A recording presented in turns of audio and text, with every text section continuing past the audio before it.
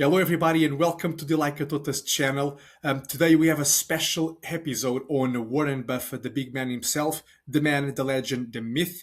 And of course, he retired about 3 days ago, right at the end of 2025. So I couldn't help but to actually create a video just to express my gratitude for everything that Warren Buffett has, for all the wisdom, the lessons that he has put out over his 60-year tenure, and hopefully this we will help you guys understand how big an impact he actually had in my life, not just from a financial standpoint, but also from a personal standpoint, because this temperament is just incredible at times of great distress. Okay, so I think we can learn a lot from Warren Buffett, from all of his wisdom across different aspects of life. All right.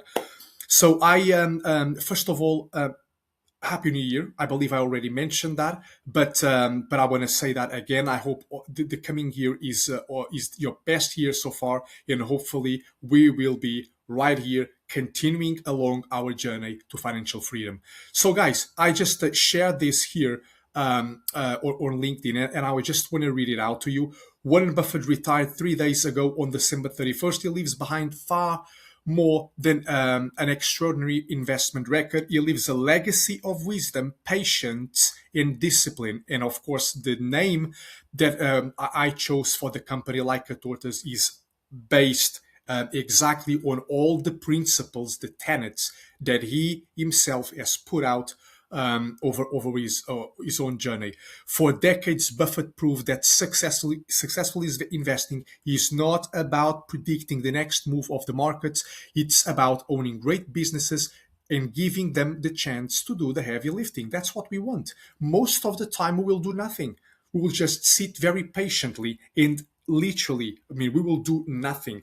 So, for example, the portfolio that I shared with you that has a 2-year track record, I haven't sold a single share yet in that portfolio, which is, it just goes to show how patient I can be with some of my holdings when I understand what I own. Okay. So timing the market beats timing the market every single day. Very important. Fundamentals beat narratives all the time. Temperament beats intelligence. I don't try to pretend I'm smart. I don't think I'm that smart at all. But what I do think is that I I don't feel FOMO, and I've managed to. So I've learned how to manage my emotions over time, and to actually work that to my advantage. On a personal level, Buffett had a profound impact on my own journey, not just as an investor, but also as a thinker, right? So he enforced the idea that optimism, rationality, and long term thinking are not weaknesses in investing, they are the edge. In a world increasingly obsessed with speed, hype, and instant results, his career was a reminder that slow, steady, and discipline always wins. Certainly over time. Thank you, Warren, for all the lessons that will outlive any market cycle. Slow and steady always wins the race. And one of the most incredible things about this is that, and this goes back to the hype that we are discussing right here, is that let me show you this, which will probably blow you away. Look at this. So you can see, look at the average holding period for a stock on the New York Stock Exchange. You can see that going back to the 50s and 60s, the average holding period for a stock was 7 years. And look how that has come down sharply, ever since then. Okay? This is worrisome. And this happens because we live in a world that is that is overly hyped, overly focused on market headlines in things that only move the needle over the short to medium term. But we forgot to think long term, where the greatest returns belong. And guys, the most successful business people and investors of all time are not traders. They are business owners. They've left their money grow into the business. Okay, so much for diversification. And that's how they made the most money. And of course, not to mention Warren Buffett himself. Okay, So in another piece that I want to share with you guys is something that I saw here on Instagram that I really loved. And this, so I'll read it out to you. Look at that. Warren Buffett, the oracle who shaped modern finance. What a beautiful tribute. From buying his first stock at age 11 to taking control of Berkshire Hathaway in 1965, he didn't just invest, he redefined how capital could be allocated. Over 60 years at Berkshire, he achieved about 20% annualized returns, turning 1K into 40 plus million. You heard that right. While the S&P returned around 10% over the same time period, his approach proved that long-term discipline beats speculation. Yeah, Buffett's strategy changed markets forever. I mean, think about how many people today follow his advice. How many people follow everything that he shared over the last decades, right? How many people has this guy made a lot of money? He didn't have to share all of his wisdom, but if you read all of his annual letters and if you watch all of his annual shareholder meetings, you can see that he has no problem sharing all of his teachings, which is just a wealth of it's just a wealth of information. I mean, let's put it that way. By focusing on high quality businesses with predictable cash flows, he influenced corporate governments and valuation standards. His investments in Coca-Cola, American Express, Geico, and Apple became templates for long-term value investing. His reliance on insurance flow to fund acquisitions created a new model for deploying capital efficiently.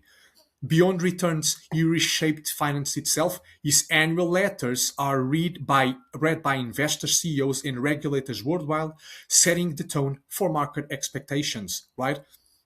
He demonstrated that patience, clarity, and rational thinking could outperform the herd mentality of the markets, something that I try to stay away from, and something that I always encourage you guys to do, to stay away from the herd mentality, to think for yourselves, to think outside the box.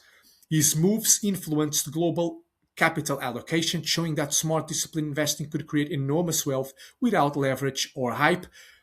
Despite being one of the richest men in the world, he lived modestly and pledged 99% of his wealth to philanthropy, redefining what it means to wield financial power responsibly.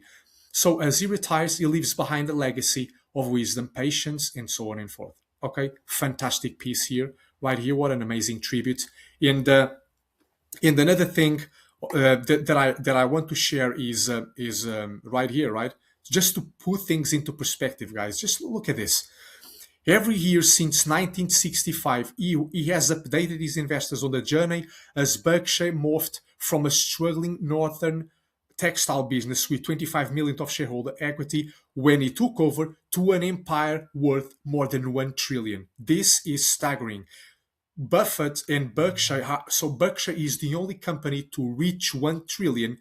The one non sorry, it's the only non-tech business to reach 1 trillion. Okay, the only non-tech business to reach 1 trillion, which is absolutely amazing.